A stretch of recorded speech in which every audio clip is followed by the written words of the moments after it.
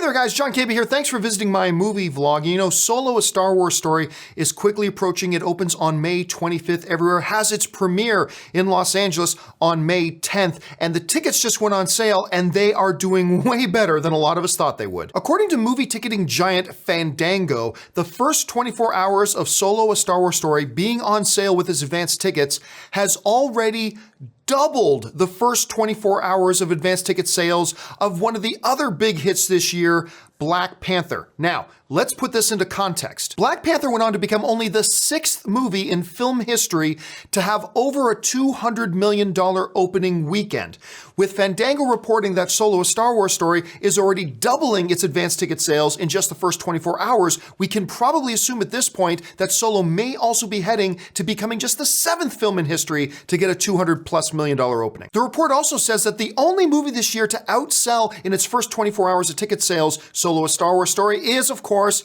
Avengers: Infinity War, which eventually went on to set the all-time opening weekend box office record at $257 million. Now, I don't think Solo poses any threat to break that record, but like I said, it's already way ahead of where we thought it would be. And look, I'm gonna admit right now that I had my doubts that Solo, a Star Wars story could do all that well, for a couple of reasons. Number one, it's kind of a movie that nobody asked for. Nobody was really looking for a young Han Solo movie. Number two, all the drama that went on behind the scenes with this movie, with Lord Miller directing, very famously being removed, bringing in Ron Howard, all that drama going on. And then on top of that, not everybody completely beloved Star Wars: The Last Jedi. You put all three of those things together, I honestly thought Solo would do well just to get a $100 million opening weekend. Instead, what we're seeing is that the Star Wars brand name seems to be a lot stronger than even people like I thought. First of all, we're getting the tracking number saying over $150 million for its opening weekend, maybe $170 million plus for its 4-day weekend.